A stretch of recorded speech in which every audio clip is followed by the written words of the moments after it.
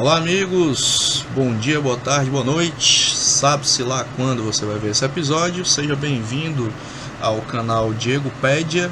Estamos aqui hoje caminhando a cada semana nessa pandemia muito louca e chegamos hoje ao episódio 19, Então você que está aí nos acompanhando pelo YouTube e você que nos acompanha pelo podcast, você que nos escuta pelo podcast, seja mais uma vez bem-vindo e bem-vinda. E para quem acompanha no YouTube, no episódio 19, que é o de hoje, você vai ver aqui em cima uma bolinha em algum lugar aqui, em que tem um episódio anterior, que é o episódio 18, e você pode ver todos os outros episódios, isso tanto no YouTube quanto no próprio podcast. Na descrição do YouTube tem também o link para acessar o podcast. Fica à vontade se você prefere ver imagens ou só ficar escutando o nosso canal aqui a respeito de várias coisas dentro do processo da Covid, tá? Eu sou o Diego, para quem me conhece, para quem não me conhece. Na descrição do vídeo do YouTube tem o meu currículo Lattes, você acessa lá e vê o que é que eu pesquiso, o que é que eu faço, o que é que eu estudo e por que eu estou aqui, discutindo isso com vocês. Para quem acompanha pelo YouTube, nesses recados iniciais, aqui embaixo da tela, eu nunca acerto o lugar, pronto, é aqui, existe o botãozinho vermelho que você clica para se inscrever no canal e receber todas as atualizações do que a gente faz e todos os novos vídeos e todos os novos áudios e tudo que a gente publicar aqui no canal Diego Pédia, tá? E você que está acompanhando pelo podcast também pode se inscrever no podcast, estamos em quase todos os agregadores de podcasts, é só você escolher o da sua preferência, procurar lá Diego Pédia Podcast e você vai achar a gente e é só começar a escutar os episódios. Se você estiver lavando louça, fazendo alguma outra coisa, é sempre bom fazer coisas legais, estando bem informado, tá? Hoje o episódio é mais curto, né? Nós temos aqui algumas coisas para conversar e vamos apresentar os dados gerais da Covid na última semana para cá. Esse episódio está sendo gravado hoje, dia 28 de setembro, estamos no finalzinho de setembro, quase 7 meses, praticamente de pandemia, e vocês vão ter um panorama de como é que está aqui o estado do Ceará e alguns debates gerais do Brasil com algumas notícias. Para quem já conhece a nossa metodologia, a gente sempre começa pelo site do IntegraSUS, do governo do estado do Ceará. Vou subir aqui o site e, obviamente, posicionar minha câmera aqui pequenininha no canto da tela, que é para não atrapalhar a visualização de ninguém, para a gente poder debater o boletim epidemiológico e as principais informações que a gente sempre discute aqui nos episódios. Pois bem, seguindo essa mesma lógica, estamos aqui hoje no estado do Ceará com um total de... Eita, cadê os casos? Tá aqui, pronto. Nós temos 239.062 casos. A pandemia está em baixa epidemiológica, que os números estão caindo substancialmente desde julho, ali, segunda quinzena de julho para cá. E aí sobe um pouquinho, depois baixa, mas em termos gerais está caindo no estado, E número de óbitos, 8.921 até o presente momento, também com variações, sempre para baixo, mas com variações nesses números. No ranking de municípios, Fortaleza continua sendo a que tem o maior número de casos e óbitos, casos confirmados em Fortaleza está 48.891 casos, seguido em segundo lugar por Juazeiro do Norte, que, como a gente tem dito aqui repetidas vezes em episódios anteriores, Juazeiro tinha números que não faziam muito sentido lá no começo da pandemia, porque eram muito baixos. Depois os números começaram a aparecer e hoje Juazeiro ocupa o segundo lugar, passou Sobral inclusive em número de casos, com 15.085, depois terceiro lugar vem Sobral na região norte com 11.673 casos, depois volta para a região metropolitana em Maracanaú, que também era um grande epicentro, no período mais difícil da pandemia. Hoje acumulados tem 6.975 casos, depois volta para a região do Cariri, no Crato, com 6.289 casos, Calcaia com 5.754 na região metropolitana, seguido por Maranguape, e em números crescentes, nas últimas semanas, Crateús entrando entre os 10 municípios, com 4.610 casos, e na região central, o município de Quixadá com 3.716. Fecha mais ou menos ali a trinca dos 10... Trinca não, desculpa. Os 10 primeiros municípios. A trinca, na verdade, é Fortaleza, Sobral e Juazeiro do Norte, 3 primeiros municípios, certo? Em termos de números de testes, nós temos 745.587, lembrando sempre aquela crítica que a gente faz aqui, que a testagem é muito baixa no Brasil, mesmo o estado do Ceará testando bastante, ainda está muito abaixo do ideal, e os testes sempre são voltados para a população sintomática. Então a gente só sabe desta pandemia quem é sintomático e quem chega basicamente nos serviços de saúde. Os assintomáticos estão aí soltos na terra e ninguém sabe se eles aumentaram ou diminuíram esta pandemia. Dito isto, quando a gente faz aqui sempre uma verificação do número de testes, a maioria deles são testes rápidos, que também dão bastante falsos positivos e falsos negativos.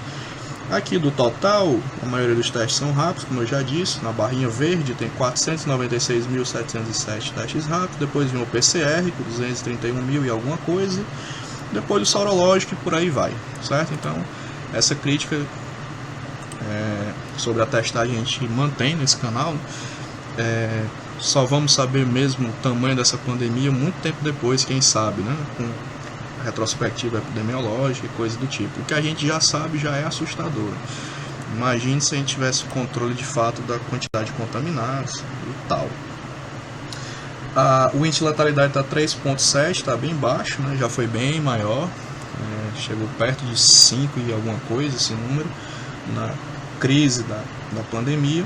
Aqui a curva epidemiológica, para quem pelo YouTube, esse verdinho, o gráfico, foi bem alto aqui. Em maio, foi o pico da pandemia, depois foi baixando no finalzinho de junho, julho, até mais ou menos a época de agora, no dia 26, 27 de setembro. Aqui, os dados de infectados, que é mais ou menos parecido com os dados dos óbitos também, mantemos sempre esse diagnóstico aqui, de que a população mais vulnerável, dos bairros mais pobres, no caso de Fortaleza, essa é uma tendência, e a população preta e parda foi a mais atingida. Inclusive a Covid pode ter começado a atingir primeiro as classes mais altas, mas foi nas classes menor poder aquisitivo e com maior vulnerabilidade social que ela se propagou e produziu mais estragos. Então o vírus tem classe social, como não o vírus o ser, mas a forma como as doenças se propagam nas cidades, elas têm corte de classe muito claro, e é importante a gente ter isso em mente nos debates sanitários. Nem todo mundo tem as mesmas oportunidades de se proteger dentro do capitalismo. E aqui o perfil de infectados se mantém o mesmo, ou seja, a população adulta jovem é a mais infectada, o que caiu por terra aquele mito que a gente deveria se preocupar apenas com o grupo de risco. Na verdade, o grupo não risco acabou ajudando a propagar a pandemia até meio que sem controle em alguns aspectos. Vamos agora para o outro dado que a gente sempre conversa aqui nos nossos episódios, que é o histórico de internações, para a gente ver como é que está o balanço de UTIs e enfermarias dedicadas à Covid. Está carregando aqui os dados, e a internet ajudar. Vamos lá, como é que estão os velocímetros? As enfermarias têm baixado substancialmente todas as semanas, inclusive uma novidade, que a Prefeitura de Fortaleza já está desmontando o hospital de campanha do estádio Presidente Vargas, haja vista alguns meses com pouquíssimos ou quase nenhum paciente, então está sendo desativado agora. Isso é um sinal também de indicador hospitalar, de que a outra rede já expandida pode dar conta, e os números mais ou menos estão mostrando isso. Taxa de enfermaria hoje está 31,76%, está muito baixo, coisa muito interessante. Agora, o número de UTIs é que merece sempre uma leitura com calma, Esse número não baixa de 50%, Está sempre ali em 50 e poucos, hoje está com 56,93%. E a régua que a gente utiliza aqui neste canal é que a gente deve ficar tranquilo quando o número baixar de 50%. Ele já foi bem maior, foi 70%, foi 80%, 60 e poucos, um tempo desse aí atrás, e aí está oscilando aqui, entre 54% e 56% de taxa de ocupação de UTI, que inspira cuidados, né? Sinal que o grosso da pandemia de fato passou, mas ela pode ter algum tipo de acréscimo dependendo do comportamento das pessoas. Dito isso, vamos agora para o outro indicador que a gente sempre olha aqui, que são os dados nos profissionais de saúde, mais especificamente casos e óbitos da pandemia. A gente olha sistematicamente em todos os episódios aqui que são gravados esses dados, é um dado importantíssimo. Fortaleza segue, por razões óbvias, né, por ter sido o epicentro da pandemia, como o lugar que mais teve profissionais infectados, 7.472 com 13 óbitos, seguido por Sobral, 765 profissionais infectados, depois em Calcaia, na região metropolitana, com 686 profissionais infectados e 2 óbitos, depois Juazeiro do Norte, 451, nenhum óbito, Crato, 288, 2 óbitos, Quixeramobim, na região central, com 282 e 0 óbito.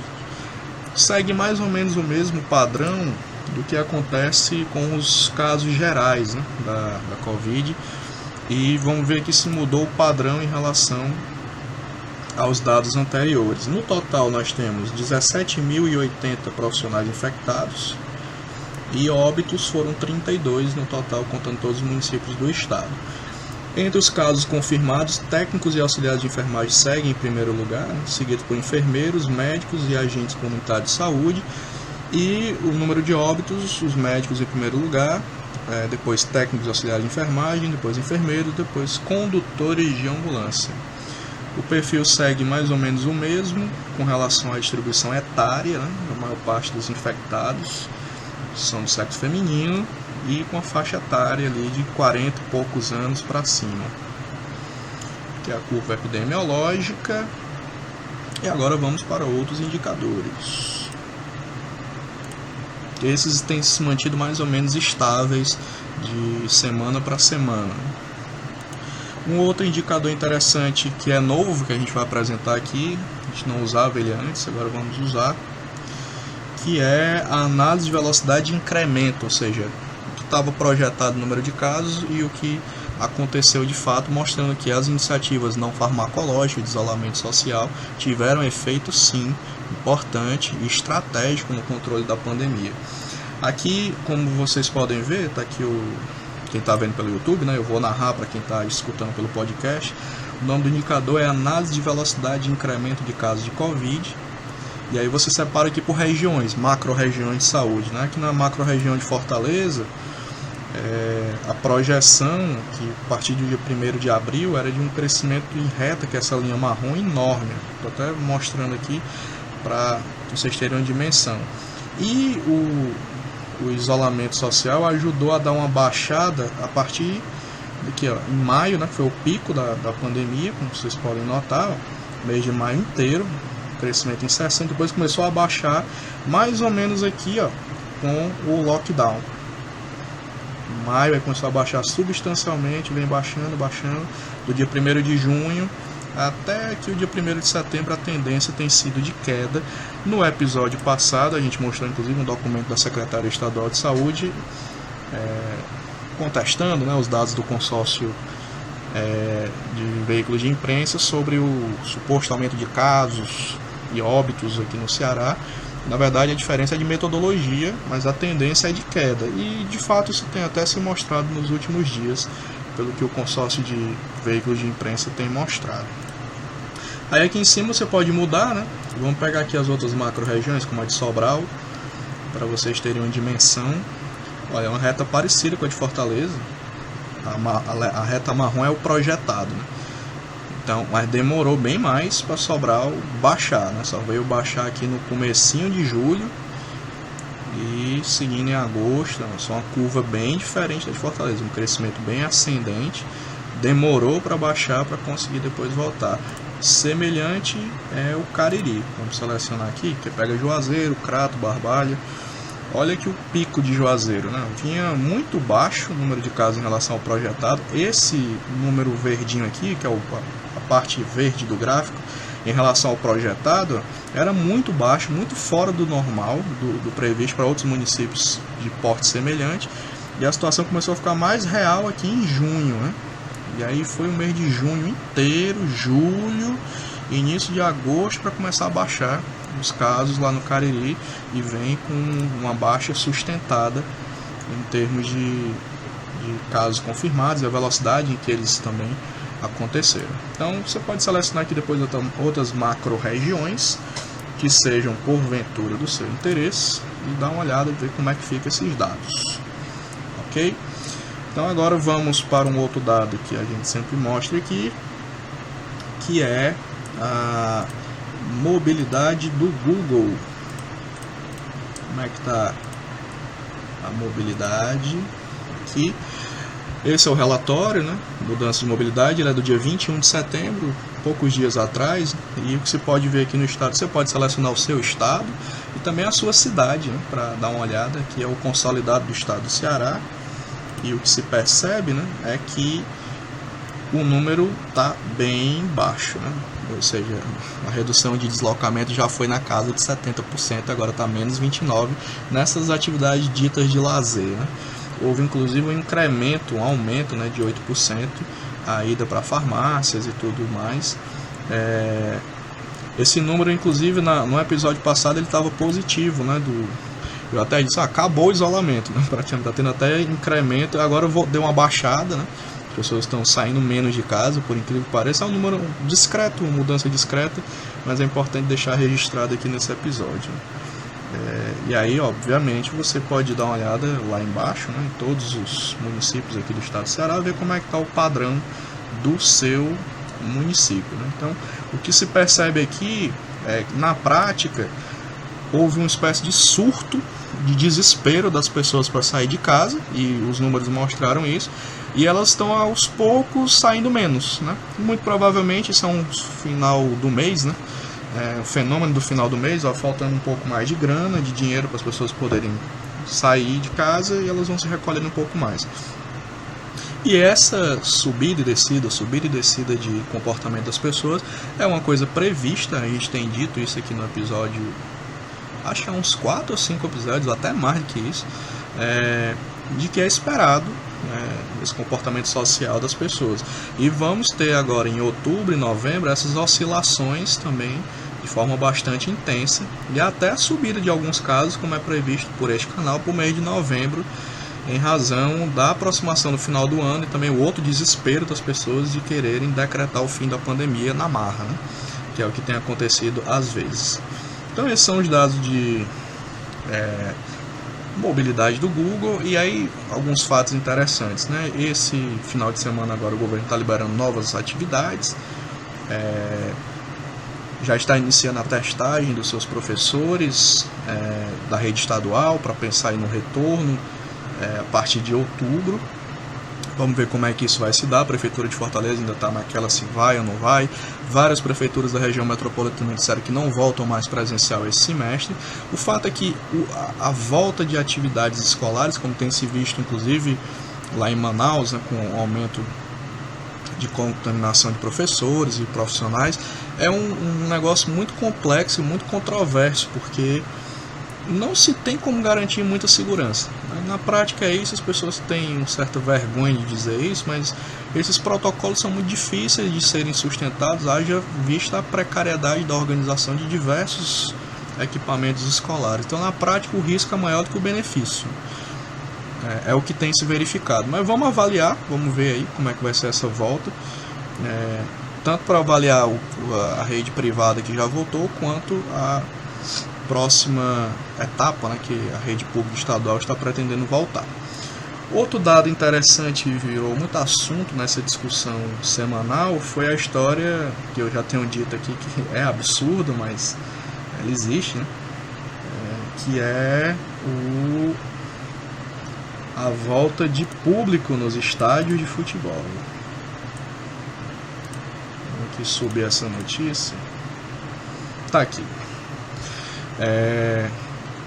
O governo, no caso o Ministério da Saúde, aprova o protocolo da CBF, a Confederação Brasileira de Futebol, para a volta de público com 30% nos estádios. Olha, já é complicado os clubes manterem a segurança do seu protocolo com seus próprios atletas, que é o que aconteceu, por exemplo, com o Flamengo, né, que tanto quis apressar a volta do futebol, uma série de outros atropelos, como mostra aqui essa notícia, o elenco quase todo do Flamengo está infectado por Covid e inclusive o clube cogitou não jogar com o Palmeiras nesse domingo. Foi uma maior confusão de eliminar para lá, e até que acabaram jogando com o time reserva naquele sufoco. Então isso é mais um indicativo de que a volta do público é outra insanidade que estão querendo implementar na marra, né? Então fica aqui a nossa opinião a respeito disso. Não há nenhum indício de segurança que você fazer aglomeração de 1.000 pessoas, 2.000, 3.000, as pessoas vão respeitar isso dentro do estádio. Isso vai incentivar outras aglomerações ao redor do estádio, em outros lugares. A volta do futebol já incentiva aglomerações em diversas residências, restaurantes e coisas do tipo.